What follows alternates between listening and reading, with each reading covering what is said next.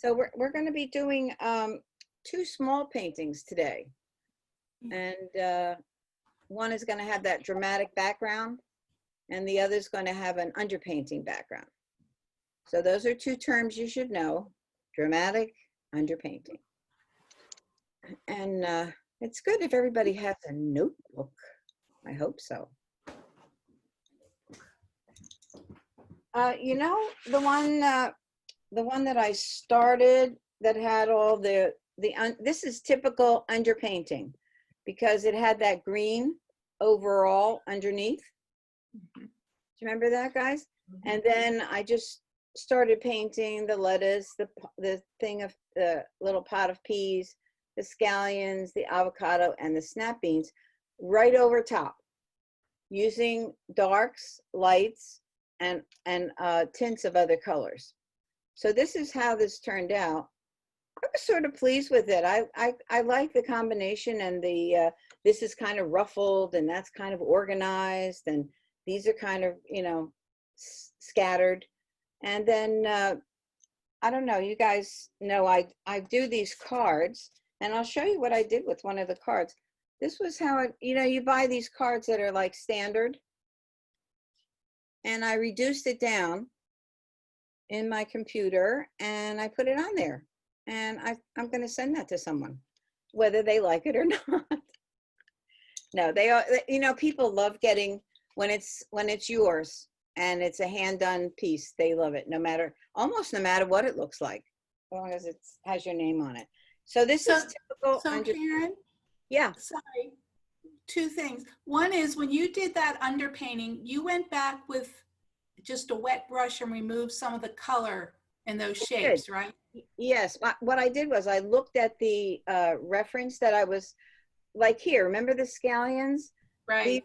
These needed some white areas. So I went back in there, I rinsed the brush really well, I dried it, and then I went back in there and pulled the paint off. Yeah, I have trouble doing that. I'm gonna have to play with that. Yeah, it's a lifesaver at times. It doesn't always work that well, but keep at it. You know, you try. And even in here, you see these really light areas? Yeah. I felt it needed some of those lights to make it look more watercolor. That's my thing about watercolor painting, is I like it to look like a watercolor. Otherwise, you know, you can use any medium, you know, doesn't matter. But, and even in here, I pulled out some of that green in here because I wanted this avocado to have that real light surface. And if you look at the avocado skin, you see how it's all like modeled like a real avocado? Well, you drop on water and then you drop in the darks, and what happens is it starts to model. And that's a really cool technique as well. Okay. All righty. So that's enough. This is underpainting. Are we on do you think we're ready to go? I think we are. It's 11, right? Are you calling it underpainting or underpinning? Underpainting, because there's paint put on first. That's what I did on this one. I had this is a weird shape piece of paper, but sometimes I like it.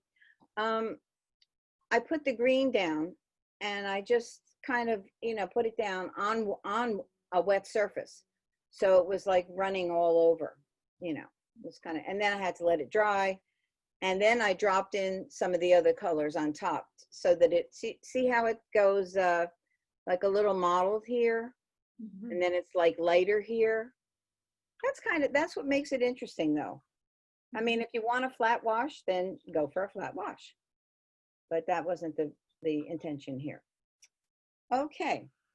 The other thing that I had done after this, which Karen, can I ask a question? Of course.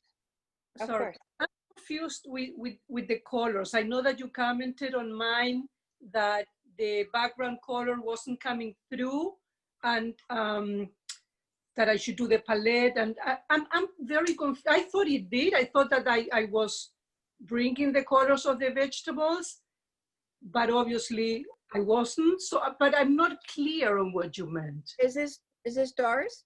Yes. Oh, Doris. Okay, you had the red and the blue that was gradated. The red and green. Pardon? Red and green. Red and green. Okay. what happens was the paint that was put on top, there wasn't any see-through. There wasn't, I mean, you put it on top, but it wasn't enough coming through. Like, let me give you an example back here. See the lettuce? I mean, Yes. this green here that was put down first is coming through almost everywhere. Okay, so it's not the color itself, it's just how I apply the top Yes, color. that's I exactly right, Doris. That's exactly right. Exactly. It's not the color itself, it's how it was applied. Okay. That's perfect. That's perfect. Okay, the next one that I went to, and I said, well, I'm going to take some of the vegetables that were really bright in color and do something a little different. So I took tomato, carrot, onion, eggplant, some peppers, and some beans. And I ended up with this, which I think I sent to you guys.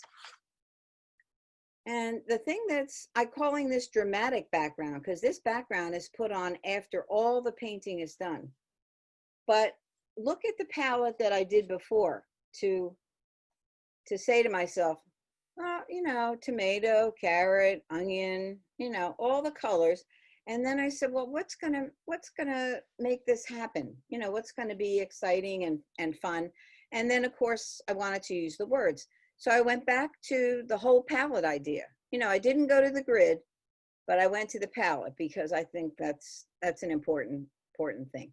If you have time to do a grid, well, that's great, but not necessary. And we're going to do a little bit of this today. Okay? And then the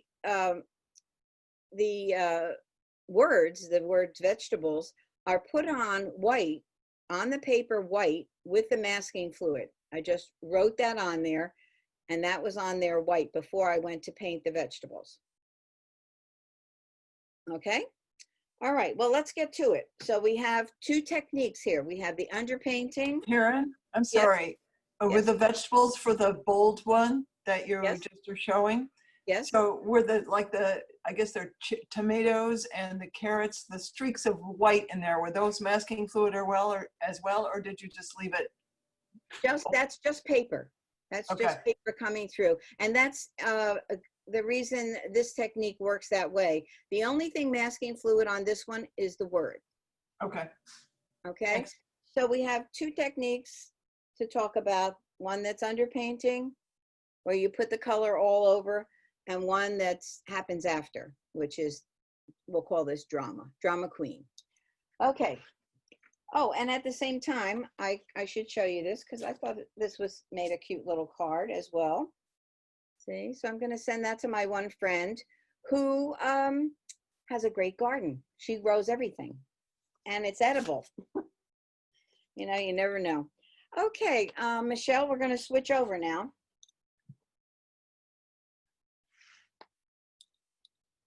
Okay, notice here, for the two that I sent you, the two pieces of reference, I sent you one for the radish, and I sent you one for the peppers. Correct? Everybody has that? Okay, good. But notice that I did do a palette for myself, because I said, well, if I was going to do the radish, and I looked at, there's reds, pinks, a couple of different reds, all kinds of greens, and then these bigger bars going across here, I said, well, what was going to be the background there? And then I decided, well, I'm going to go with the dark background. So not only did I mix neutral tint with a little green, this is not like a straight black, and I like neutral tint. Instead of buying like ivory black or one of the blacks in watercolor, neutral tint has a softness about it. It just has a better black feel. And then if you mix some of the green that's actually in your painting, the leaves, you get a very interesting color that you'd never get any other way. Okay, so the palette, then I do this little mini thing. I call this a mini sketch for myself, and just to make sure I'm on the right track. And okay, this one's on the right track. The one with the peppers is on the wrong track. So I'm going to show you what it means when you can go right and wrong.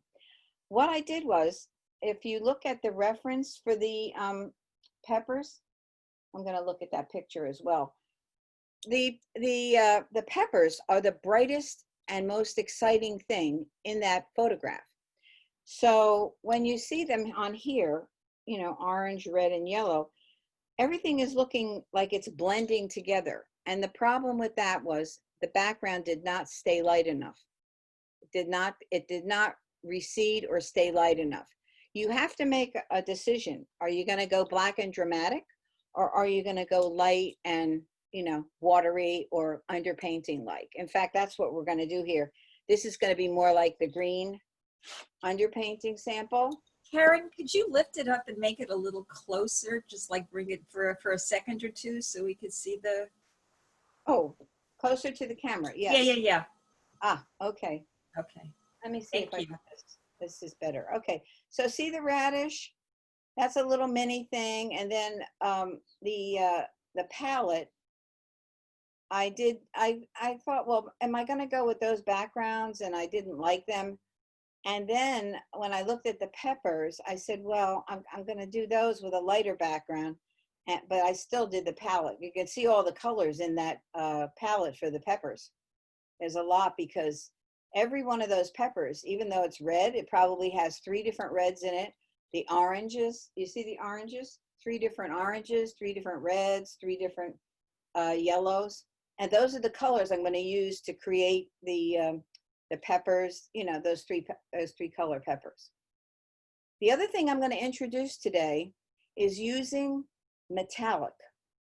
What is it like when you mix a metallic gold, that's what I'm going to be using, with regular watercolor? Did anybody have another question about this, or we're good?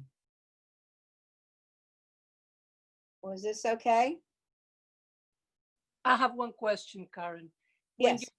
when you do the palette, do you mix colors, or are they like plain from the tube? Well, some of them you mix. Like I have so many different greens on my palette that I didn't have to mix it. I just went one from the other, unless I want something that's going to be a little more cool or a little more warm, or just that I don't have on the palette. Then I'm going to mix it. Yes. And then how do you reproduce it when you go to do the paint? Because when you mix it, you just have a little bit. Yes, you do, but you have to remember or write down what Just you did, and then you have to re-examine that again. Thanks. Okay.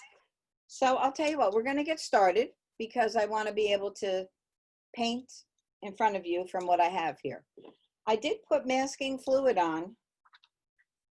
Let's see. Can you all see that? I made that say roasted radish. And this one says roasted red peppers, tomatoes with ricotta. Doesn't that sound good? It was an actual recipe. Okay. Okay, so we ready?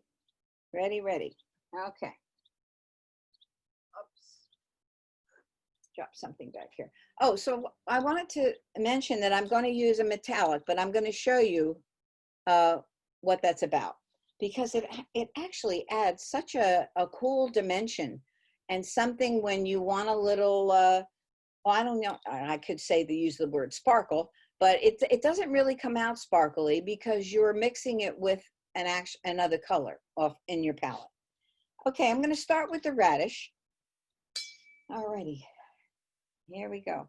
Okay, so if I looked at my palette, and what I did was I started with the most intense red around the outside, put a little water, let that run in there a little bit, and then added a little bit of the, what is it, permanent rose. Okay? Okay, so here we go. Okay. Because if you look at the photograph of the radish, it's really not red. It has so many different colors in there, and especially has like a pinky color. Okay, so I'm going to start with that, add some red to it.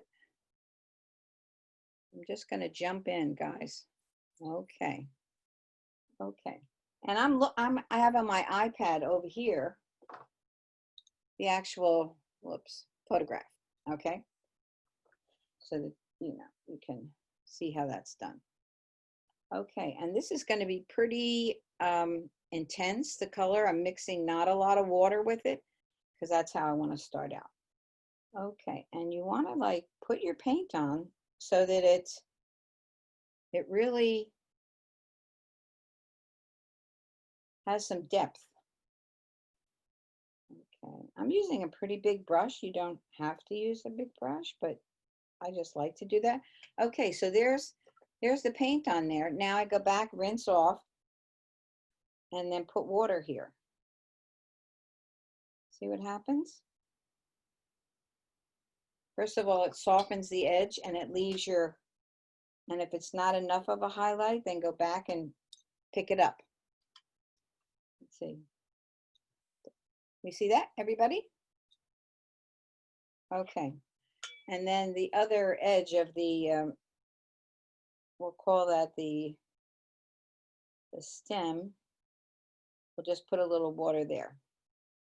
Okay. Now, the radish has an awful, it has a dark side, the dark side. It has a dark side, so you want to mix up a color, and you're going to actually put some of that on right now while it's wet. Okay? So you can see it's kind of blending and doing its magic. That's what I call magic when it comes to watercolor. Okay, so now I'm going to let that dry. Let's see, is everybody seeing what's going on? Cool? Okay. All right, we'll go back down. All right, now for the greens. There's lots of different greens here, and it's best to start out with the lighter greens. Okay, so I'm going to mix over here some of the light greens. There's so many different greens in this, but you can always go darker. So you want to start out on the light side. Okay.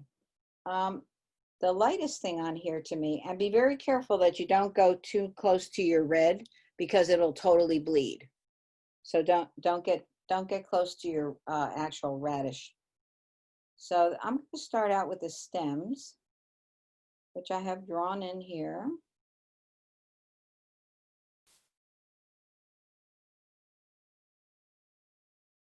Did anybody see in the New York Times last Sunday, they had a thing about drawing?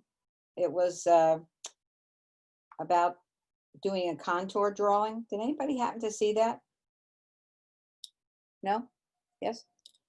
It was the coolest thing. Okay, so now I'm going to take a little darker green. And at this point, when you're dealing with something in nature, you don't want it to, you want the colors to blend because they're not really hard edge colors. So you drop the darker green in while while the light green is still working. And then there's going to be a medium, and you can add water as well to get those colors. Go back, add a little dark.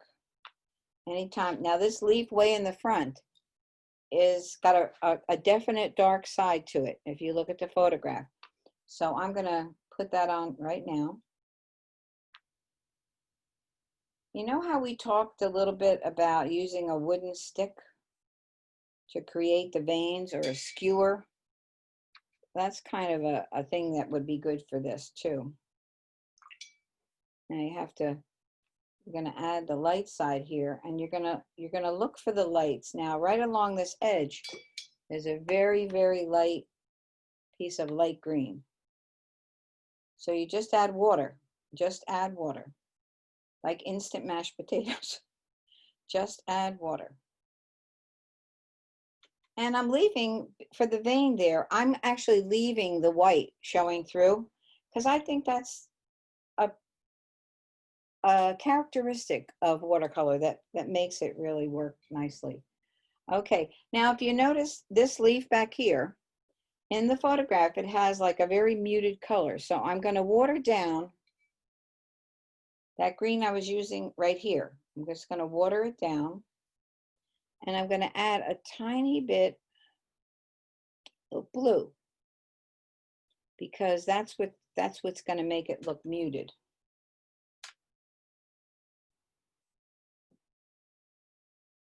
And different, and it's coming right up to that edge. And you know what, when you have a piece of paper like this, you go right off the edge, you know, don't be afraid, because you're going to trim it out, or you know. Okay, now there's other color leaves in between here, so we're going to add a little more of that bluish one, and we're going to put that behind in here a little bit, just to mix it in. And the one that's above that is actually another green. So I'm going to put that in here.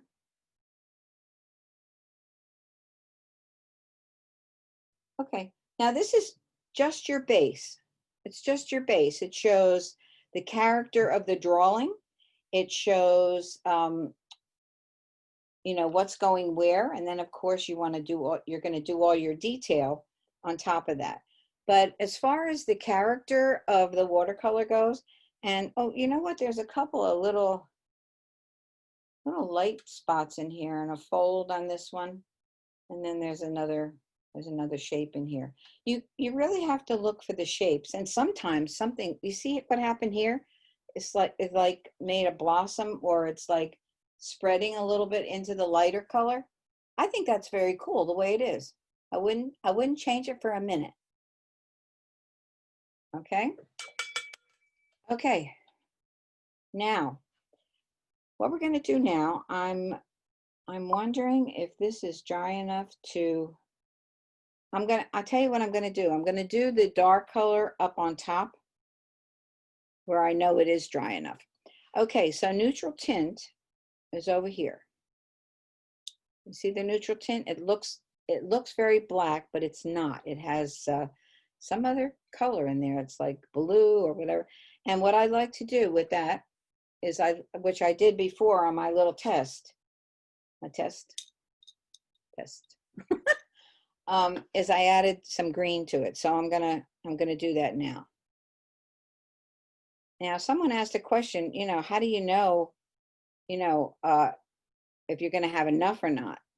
Well, you have to be able to judge that. You can also mix it in a little cup if you think you're gonna need more. But I'm working on a small surface, so I think there'll be enough in the palette.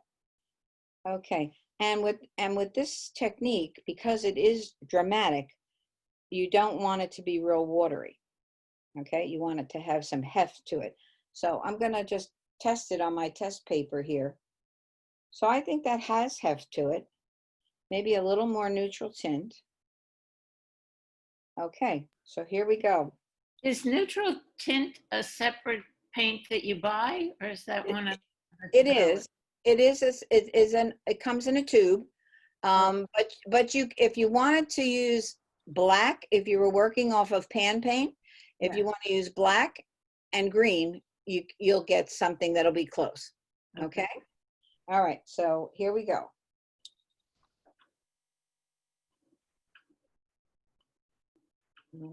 And I don't always go right up to the, I'm going to go right over the masking fluid, because that's going to be lifted off later. And sometimes I leave a little white channel. It depends, not all the time. Make sure you get all over your masking fluid. And this gives you some time to let the other paint that you put down dry a bit.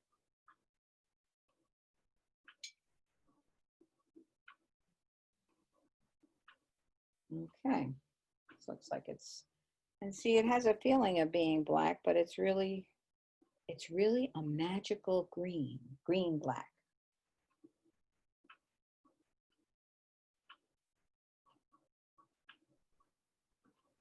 Okay.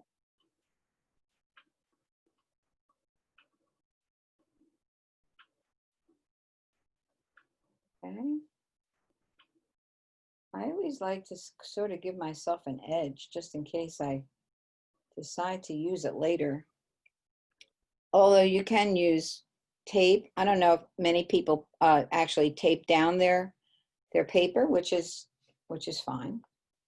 Okay, now we're going to go right next to the radish, and you want to go in the direction of the circle. So you're going to go around.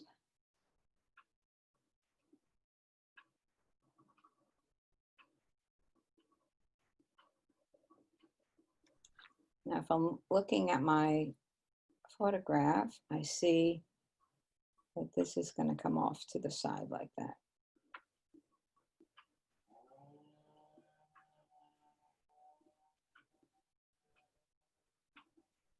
This is also a time when you can correct some of your drawing if you want to, because you can cut into something where if you didn't leave, if you left, you didn't like it, or you could correct the shape a little bit. Okay. Everybody see where we are? That's pretty intense, would you say? Yeah, I know, but that's the fun of it. That's the fun of it. That's why, it was very daring. From even me, because I don't usually paint that heavy, that heavy or strong. My color palette is strong. That's another thing I want to mention. I've been noticing color palettes of everybody and the work that's coming in. And it's so interesting to me that, Kate, are you with us? Yes, I think you are, right? Lily Pad Kate? Somewhere, okay. She has a, Sorry. pardon? Hi. No, I unmuted. Oh, you unmuted. Okay. Well, Kate, I was going to say that your color palette, your hand, whether it's the lily pads or it's the glass dish, has your palette. You have a personal, and I think everyone has a personal palette, by the way. No matter what the picture says, you're going to, it's going to come through. It's almost like when you're doing a portrait of someone, a little bit of you is in there. Okay. Now I think I'm going to go around this other side because it feels like it might be dry enough. So you go down and around. And I noticed that bottom to that radish really got way thinner than I had it in the beginning. They're doing grass cutting by me today. I don't know if you guys hear that.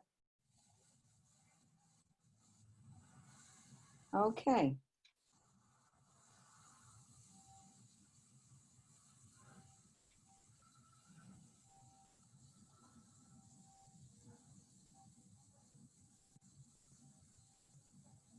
Is anyone painting along? No. We're trying. Yes. Well, even if you do a little bit of painting along, that's fine. Okay, and then if you go along the edge and in between the top of the radish. Trying, but it doesn't look like yours. Well, it will someday, okay? Just not yet. And say a little bit of that dark snuck into your radish, which it just happened for me. I just wet the brush and I went in there and tried to clean it out.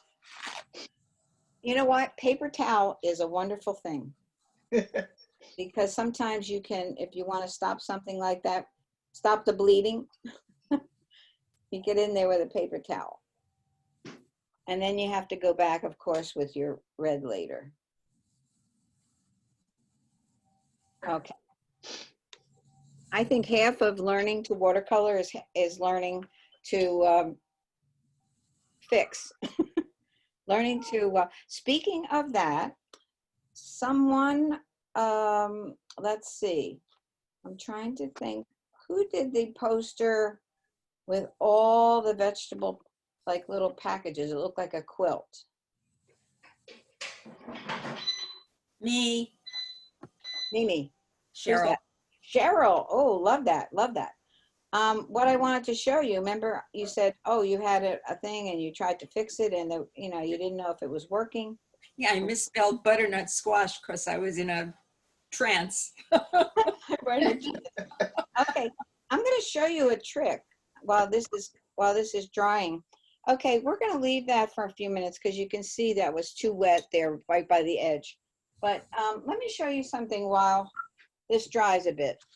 If you have that kind of an instance and you have a painting and oh my goodness, something happened. And what's lucky about your piece was that they were all in like little contained areas. So you could contain that area, you can take a piece of tracing paper or you can, to make the exact shape, and then you do a new one. And then you take a razor blade, a straight edge blade, and on the old painting, you score, you don't cut through, you score, just means you cut halfway through. I'm just going to cut this again. And then you lift the corner and you can lift up part of that painting. I didn't score that enough, but here we go. You can do a patch like I did here. And then you can patch in the new one. And it works great. I've actually had that, I've had that happen. Whoops, sorry. So you score into the paper, lift off the old, cut the exact shape, and put the new one in. Okay, it's tricky, but it works. Excuse me, Karen, how does it adhere to the paper? Oh, you have to put some kind of spray mount or some kind of glue. Thanks. Okay, but lightly, and the best kind of glue is like a rubber glue or a spray mount where you spray both pieces lightly and then you wait a few minutes and then put them together, and it's like forever bond. It'll be So really, you put a blank piece of paper behind the original work? Is that what you're doing, or you score? let me see if I have something here. Wait a second. And this is something you really have to know because you never know when you're going to have a disaster. Okay, so let's see here. Okay. Let's say there was a problem here. This is a piece of tracing paper. So now this represents your old one. Okay, well, let's put butternut here. Whoops. Okay. So now you want to take that exact shape and you want to cut right through the painting. You're not cutting all the way through, you're cutting like halfway through. You'll get a feel for it. You have to try it a few times before. Okay. Then what you can do is you can bend it so you can see where your cut marks are. See? Whoops. You see how it's like lifting? And then, where did I put that? Okay. So then once we get this piece out of here,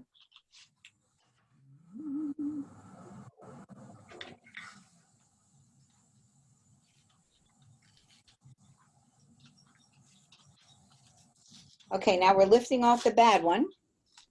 Okay. And then we're going to take the new one and we're going to glue it and we're going to paste it right in the same exact spot. It works really well. Got it. Okay. All right. Enough of fixes.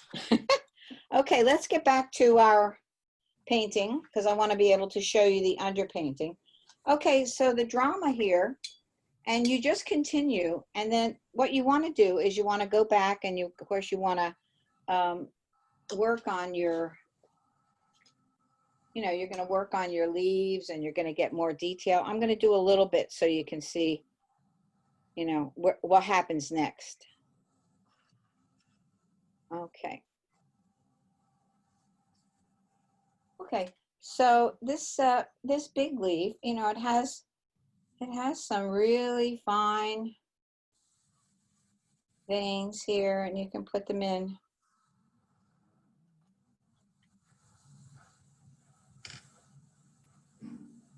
Down here.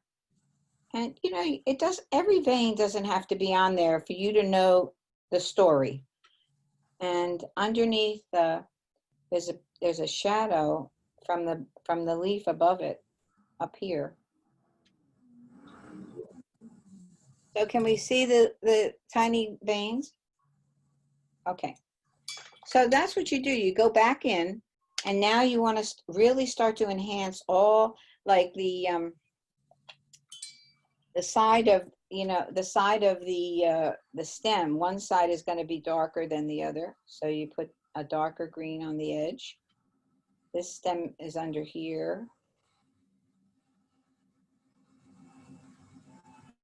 So before you know it, it really starts to look, you know, and with this particular style, it's not meant to be like realistic. It's meant to be like more of an impression. Okay. Let me just add a little more here of the dark. And you can leave a little bit of the white edge showing, because I think that's kind of fun.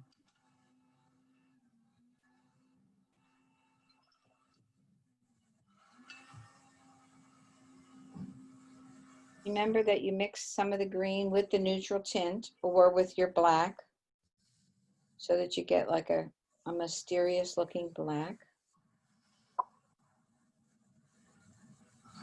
Somebody ask a question?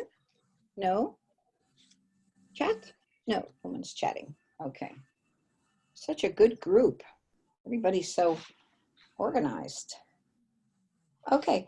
Oh, and in here, you'll say, oh, well, how am I going to get in there? Well, now I have like my big brush, which is not the brush to use, but just for time's sake.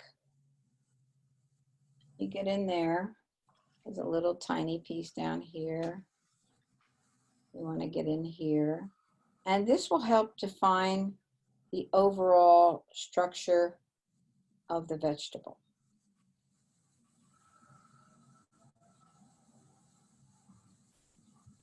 And what's cool is it forces you and your eye to look for these shapes. And that's one of the most valuable things in painting that I could tell you, is to learn how to look with eyes that see. Meaning, are you seeing those shapes in there? Is it, and there's a little triangle thing. You should really use a smaller brush, but just so you can see. But see how that defines the structure of the stems? Let me see if I can get back over here and clean up this edge. Yeah, okay, that's better.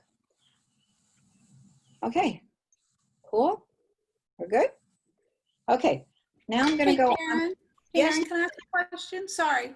This is where personally I get stuck. How much more detailed, how do you know when you've added enough detail or enough darkness or? Well, that's kind of up to you. Let me go back to Michelle, can we switch back for a minute? I mean, as far as the detail that you're adding over the green. Okay, that's kind of up to you. And, oh, here we go. Okay, you see, even in these beans, there's not a lot of detail. It's like, okay, what's gonna make that bean look like it has a bean inside? What's gonna define that shape? The only thing I needed was just a couple of strokes. And if you look at the photograph, you'll see those shapes. And that's the same thing I'm saying over here with the darks. Look for these shapes and look at the beans that are exposed. There's only like a brush stroke. There's like yellow bean, then there's a little orangey, you know, I just hit it once with the brush. Look at the tomatoes and look at I mean, the carrots are not hardly defined. You know, there's just green. And then, you know, the character of a carrot, this, what do you call the stalk, the top? Uh-huh. You just need, you know, you just need an indication. An indication is what goes with this style. If you overdo it, like, hey, here's another thing with the peppers, you know, there's just a few dark strokes and that just takes practice. You just, Okay. and you have to, and you know, it's truly what you like. Truly what you, I said to myself, should I stop now? I mean, the carrots, I just put a dark down here. I put some lines and I, the top and bottom of the onion. And I just said, that's it. That's it. Okay. Stop. And I did. Thank goodness. Okay. We can switch back, Michelle. Okay. Let's go. Now we're going to go to the underpainting one. Now, in this case, I want to go back to my little palette here. This is my information sheet that tells me what's what. So for the peppers, I had lots of color. And then I was looking at what kind of background should it be. And when I went back to the photograph, do you guys have that photograph in front of you or nearby? No. Okay. What struck me was when I did this little drawing, I made everything, the values were too close together. So how did I want those peppers to come forward? Well, if they're the brightest and darkest thing, they will come forward. And to let the background just go back, just, you know, recede. Okay, and this one, I'm actually going to mix some metallic gold in with the background color, and then I'm going to drop the other colors on top. Okay, so let's see what happens with this one. Okay, in this case, because there's the metallic gold. And one thing about metallic gold, you don't want to let it infiltrate your palette. There's something about what happens with metallics. Once they're on your palette, they try to get into everybody else's color, and that's not good.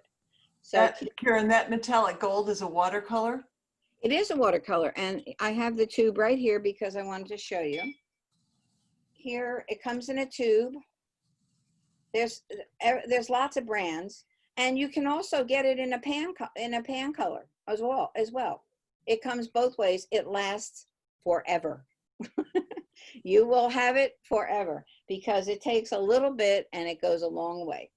The one I like here is Holbein, because I don't know, there's something about the way it works with the other, and Holbein is Holbein. And it's Holbein's W390 Gold. Okay. All right. So in this case, now the only thing that I have to consider here is what's going to happen with, let me get this little schmutz on the bottom here off. That's annoying.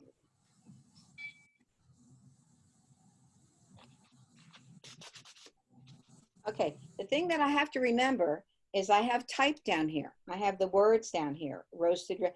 So what has to happen, no matter what goes on all the other colors, if this color back here is not dark enough, then the words will not be readable. Okay? So keep that in your head. I mean, you have to keep a lot of information in your head, but keep that in your head as you're painting. Okay, so here's the metallic gold. Now, what I'm going to do is I'm going to mix it with an actual watercolor color, because metallic gold by itself will just be brassy and it wouldn't make any sense. Okay, so let's see.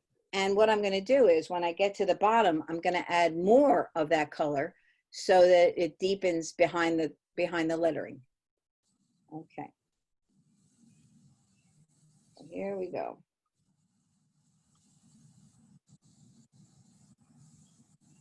I'm gonna add a little brown to that. And you know what I always say about testing, you want to see before you actually put it on the painting. It's a little brassy to me, So in order for that to be toned down a little bit, I'm gonna just see if I add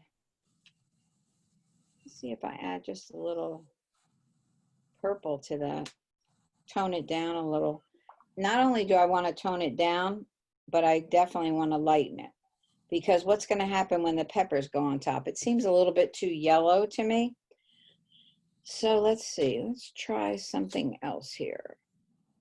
Let's see what happens when we add some blue. Oh, it turns a little green, which is what happens when it's yellow. But now you have to consider what color the peppers are, which they're right here. So if I put a stripe of that there, it's still a little yellow to me. So I'm gonna try something else here.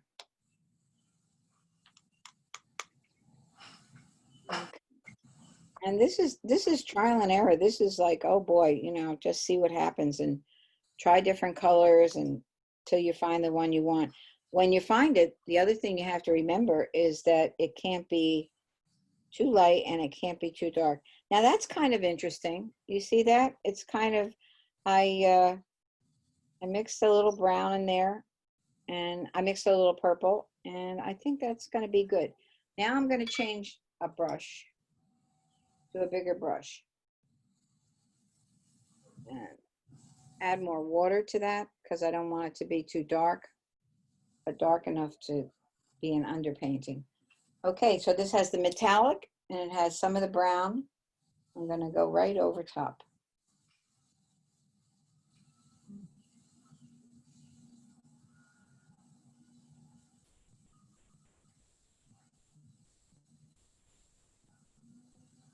Now, I want to get a little more of that other color in there, because now I'm getting close to the bottom and we need some darkness down there.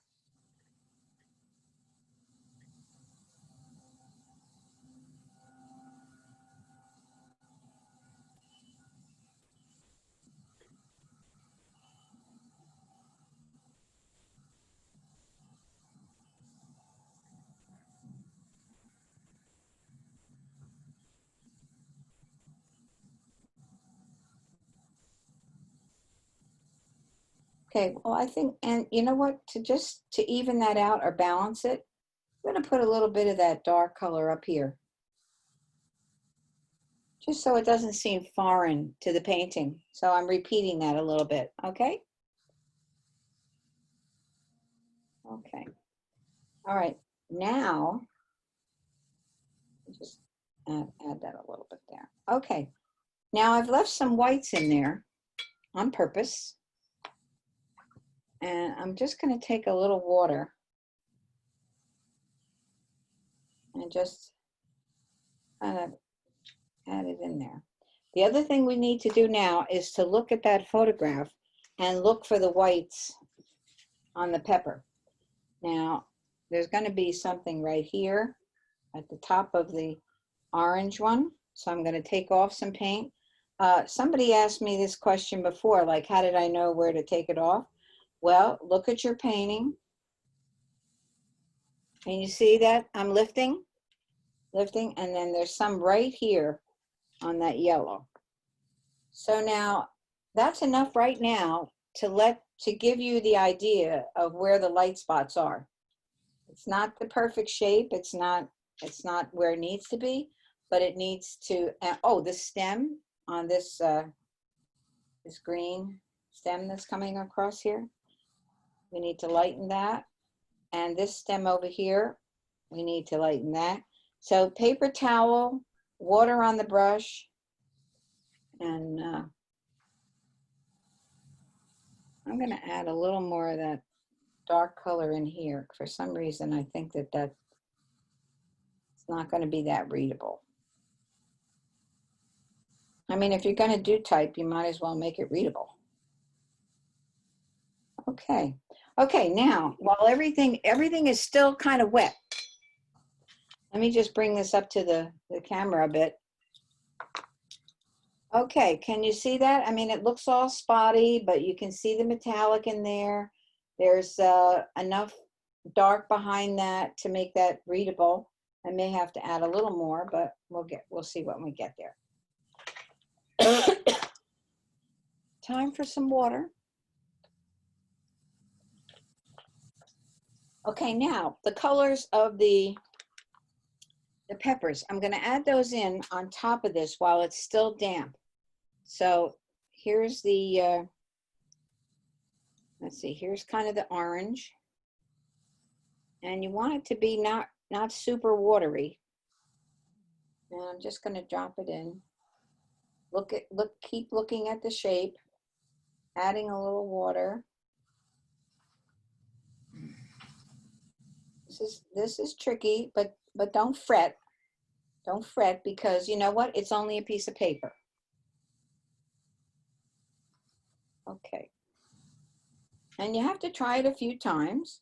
You know, I can't even tell you how many times I've tried things and they don't work, and go back and try another. And these techniques I'm showing you, these are advanced techniques. I mean, I know, Manna, you said, oh, you know, I'm kind of a new person, but you know, that's okay, because you can aspire to these things and you will get there. Okay, now that's kind of your medium orange that's in there right now. I'm gonna go to my deeper orange, and I'm just gonna drop it in where I can see some shadow areas, which is on this side. Can you guys see that? Yes, you can. Okay, and then there's a little bit up here. And you know, let the watercolor do its magic, because that's what makes it look good. Okay, let's go to the yellow, since it's a little farther away.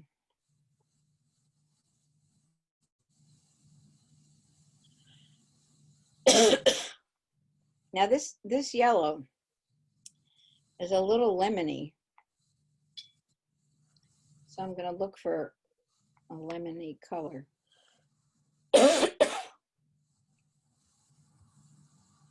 And notice that your spots, the areas that you've left, leave those, of course. And when you come to your water area, or the one you've lifted the color out, just add water. Just add water there. Okay, so these are kind of holding spots. But look what's happening with the orange. Isn't that the coolest? That's watercolor. That's the magic of watercolor. Okay, now the red. I'm going to just do this quickly. Now, there are a million reds. And I'll tell you, I searched a long time. I'm going to just bring the palette over so you guys can see how many reds there are here. Look at that. All the way around to here, because I was never happy. I kept going and trying to find another red, and I said, oh, it's not red enough. It's too orangey. Now, if you look at that pepper, it's not an orange pepper. It's really more of a cool red, more of a cool red. So that's what we're going to put down. We're going to put down a cool red. And the one I like is Senilia Red. That's the brand. Well, that's the color. Sorry? Oh, okay. All right. So I'm going to put these colors right on top. And Doris, you can see that some of this metallic color, the metallic color that's there, is going to come through in the highlight areas mostly. Now where these are coming together, because it's wet, you know, you have to stop yourself. But I'll do the best I can, considering, because we're painting along together. And what's nice is that the metallic turns the color that you're putting on a little glistening.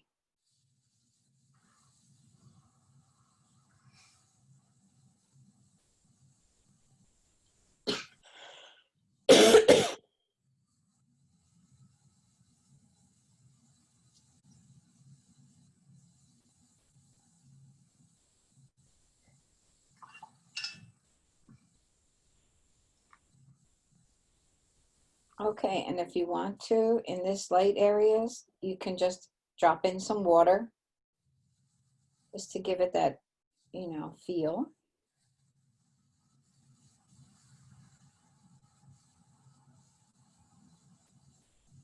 Okay, so you can see that that's like your floor plan. It's like your basic floor plan for what happens next. Everything is really wet. I'm gonna try to add some of the green stem in so you can see it, but if it starts to run, just bear with me. The stems are running like, especially right here, very, very, like really light green, really lemony green. And you can achieve that with adding yellow. Oh, I hear some mixing. I like that. Who's mixing? That's me. All right.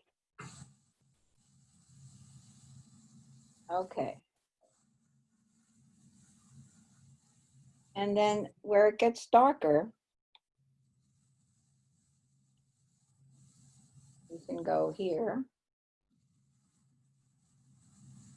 And at the end, we seem to have a bit of darkness. And where this attaches to the pepper. And the amount of detail that you put in is really dependent on your own personal taste. You know, my painting is more of an impression style where I don't overwork my things a great deal. Not usually. I mean, if I force myself to do it, I probably could. But it all depends on where you want to go with something. Now here, up here, this stem up here is really, really light. So, and you know, you can see that you're putting some of the color from what's coming in. You're getting that involved. The underpainting. Okay, so we see the difference between underpainting and dramatic overpainting, I'll call it. One's under, one's over. Okay. Karen, may I, can Sue ask another question? I'm sorry. You can, sure, that's why I'm here. So it seems that my paper is buckling a lot as I'm working as compared to yours. Okay, what kind of paper? Let's start with that. Is it on a block? It's not on a block. I taped it to a thick foam core. It's Arches. Oh, so that's definitely good. Yeah, Good. it's good paper, and it's the poundage that you. 130, yeah. About that. Okay, yeah. It has to do with the amount of water. Okay, so what I did was I did what you did, and then I blotted certain areas, and you said, well, it's still damp. Yes. Or wet, you dropped in the color. But it has to. The color that you're dropping in should not be super watery. It should be more, more intense. Like dry your brush off, put it in the color, and then drop it into the color that's on the paper. So maybe it's just a matter of water. That's what usually happens when you have too much water. So do I possibly have too much water on the background? Probably. But you know what the best thing to do is if you have an extra little piece of that, like a scrap piece, just keep trying that and see what happens. Like with a lot of water, a little water, and then you'll get a feel for, oh man, that's too much water. Because I have had that happen where I mean, I'm not. Sometimes it's a happy accident. Can I show you my? Of course. Let me see. What do we have here? So here's the orange one. Yeah. Michelle, can we see that big?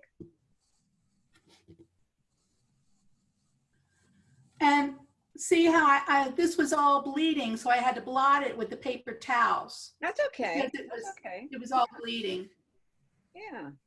Well, some of those things you want to happen, but my problem with bleeding is that I'm working fast with, trying to get it done for you. Well, and I don't want too much bleeding. No, no one does, right. So that No, means too much water. yes, usually, Okay. or the surface is too wet. The surface is too wet, the brush is too wet. So that's why paper towels and, you know. Michelle, can we go to the table again, please? I had a question. Yes?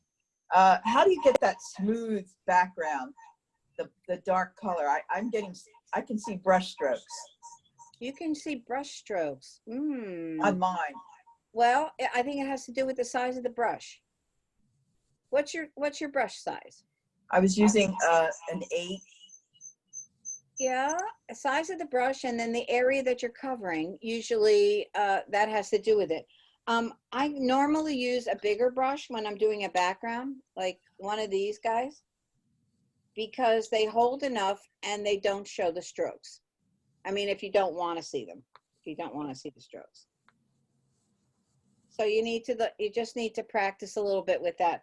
You know what, I'm going to see if the color here on this, the type on this roasted whatever can come off.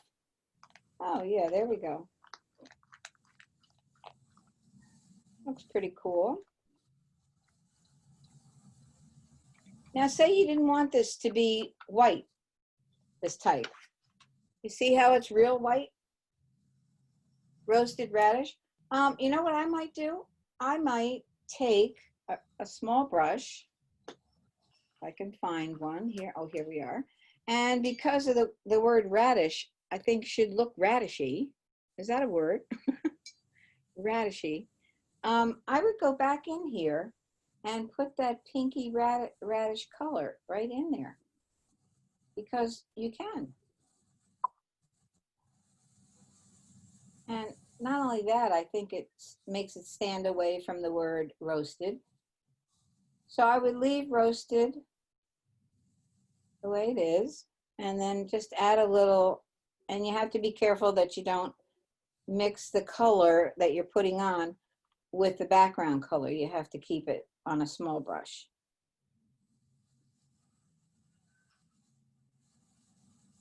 But it adds a little bit of interest. It repeats your subject matter color, which is the radish. And, you know, it adds a little bit of pizzazz. I know that's a word. Okay. You see? Which I think is kind of interesting. Radish. Okay. All right. Are there any other questions? I went over metallic. I went over a dark background with a single item and how to patch something. Does anybody have any other questions for today? I'm here for you. Yeah? No? Let's see. Anybody on the chat? No? Oh, you all know everything. Well, that's good. No, we're in shock. We're still trying to figure this out. Oh my goodness. I didn't want to shock you. Do you? No. I'm just teasing. Okay. If you want to see a little more detail on the pepper, let me go back in there and see if I can do something with that orange pepper for you. Can Michelle go back to your table? Oh, yes. Michelle, we'll go back to the table. Aha. Okay. Now I'm looking back here, right in this back area, and there's a little like triangular shape kind of thing. That's the other thing, you know, just make it a, you know, just, can you guys see that? See that on the back there? I put in that one dark swash. Now I have to repeat that. And I think that there's another one right up here, like that. And then there's some deep ones in here. And then underneath here, this is going to go from and then there's some back here. Now say you didn't really want that to be so prominent, you just add water. That's the magic of watercolor, is that water is indeed your friend. You had also mentioned something about adding shadows so they don't float. Would you add shadows here? You know, I would. Do you see the interesting shadow that's underneath that orange pepper? Now, it's probably a little bit too wet, but I'm going to do it anyway because you want to see it. And let's do it. There's an interesting shadow back there. And what I did was I'm mixing some purple with that metallic color that I made for the background. So let's see. So that we can create our shadow color, because we talked about purple with one color that's in your, oh, I'm in the wrong spot. Here I go. Okay, see the purple, and I'm mixing it with some of that brownish color that I created, and I'm mixing it with some purple. So underneath the pepper, there's a shadow. I'm going to outline it so you guys can see it first. And it goes up and under and right in there. Another thing that this does when you create a shadow like this is it defines the subject matter. Now this is going to look a little bit pronounced because I'm trying to get you to see where it's beginning and ending. But I would probably go in there and soften the edge with a little water. Now another area is right in here. And it goes up in here, goes up between the two peppers, and it goes down around the red, like that.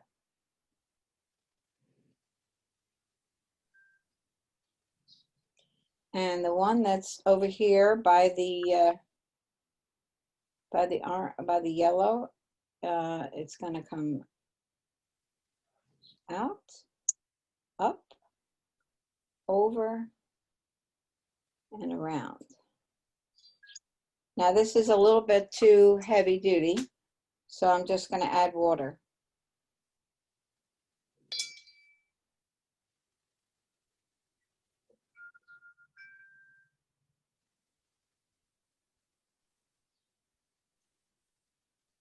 Everything's really wet here, so it's a little tough to do this, but that's the idea of the shadow. I think you can see it, right?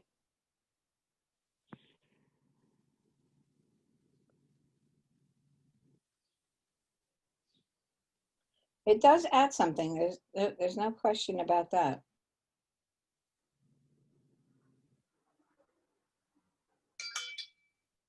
And then if you soften it with a little water, it really does look like a shadow.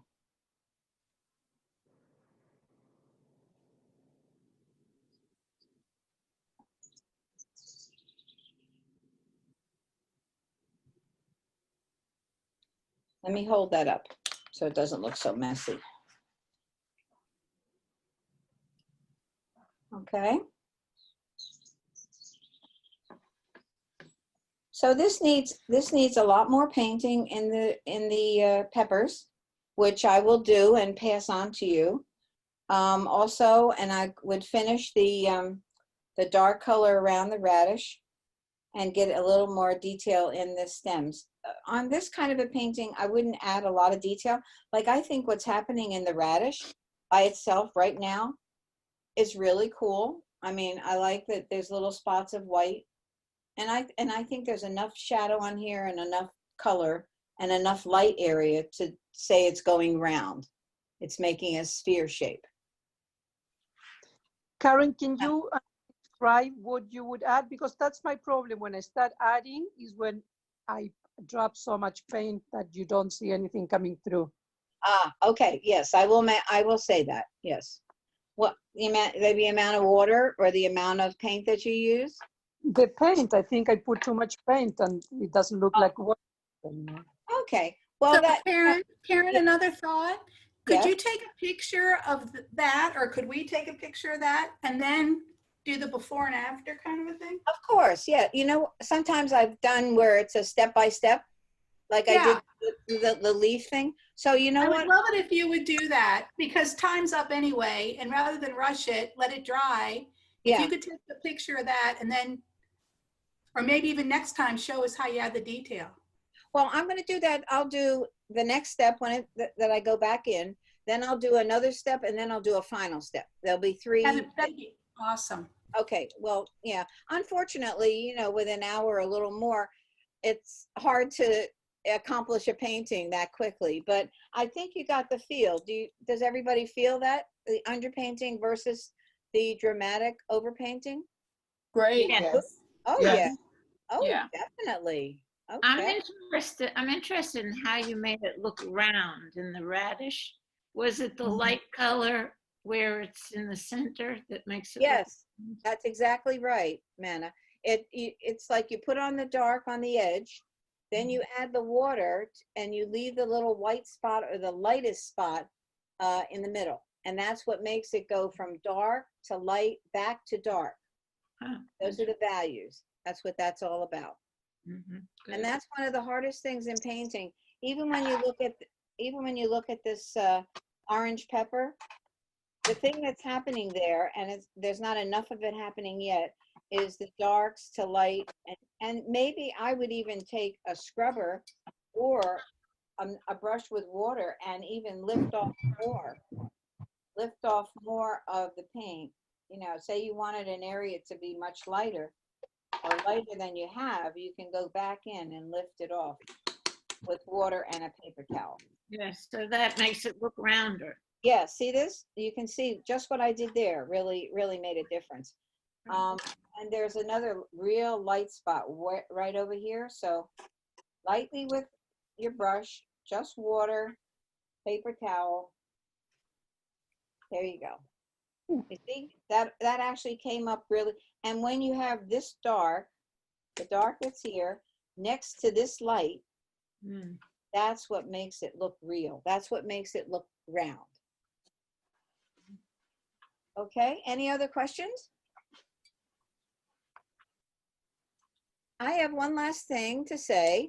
I think you guys overall are doing a wonderful, wonderful job.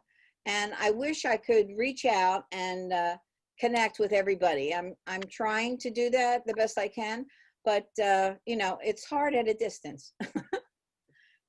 But we'll get there. And we have one more week.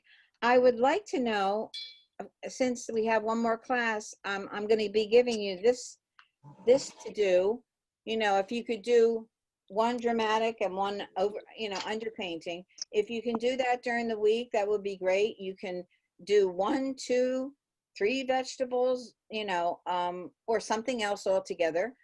But I'd like to see you do the 2 techniques if possible. 2 techniques, no matter to what degree. I just want to see you take a stab at it, because then I can help you get better. Okay? And if there's anything you want to see me do on the last class, could you tell me now?